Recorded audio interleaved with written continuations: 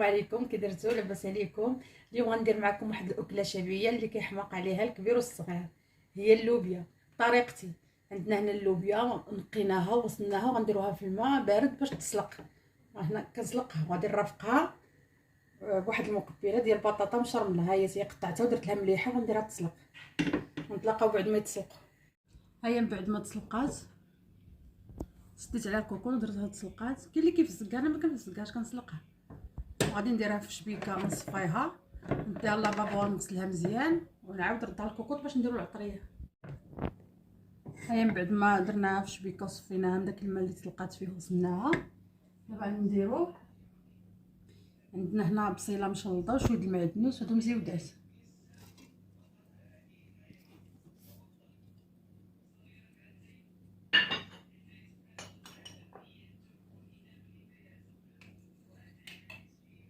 شويه ديال التحميره،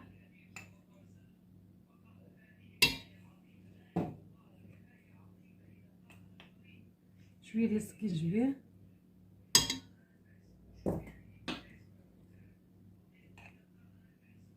الابزار،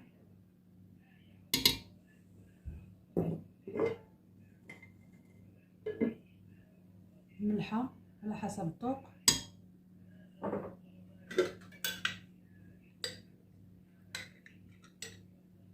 معلقه ديال المطيشه ديال المعلبه،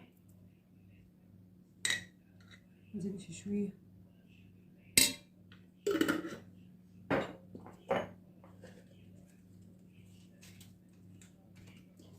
ما عنديش الخرقوم ندير شويه الزعفران.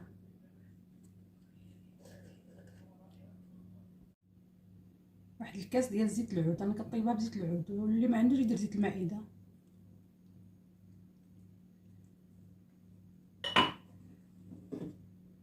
كندير الماء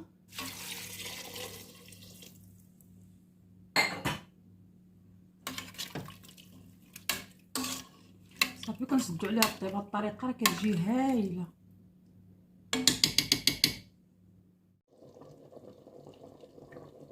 هي من بعد ما كطيب حتى كطيب مزيان كنزيدها واحد 2 معالق زيت العود من الفوق تنخليها كتغلي شويه صافي كنطفيها. هي دابا وجدات،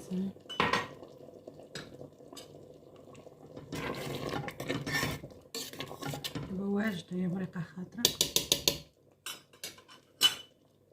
هنا دقيت شويه د القزبر والثومه والحار. هادي شرموره ديال البطاطا، ندير شويه د الماء،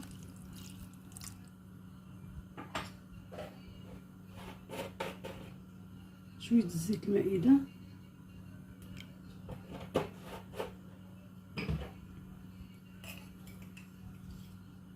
شويه ديال التحميره،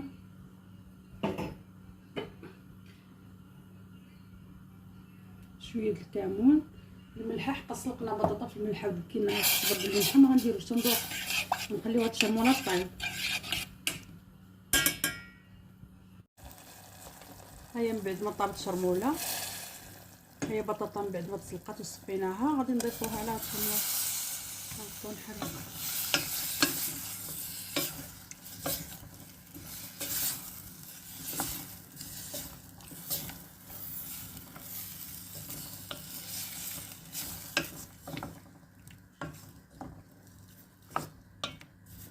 هي البطاطا هكا كتجي مشرمله هي وجدات.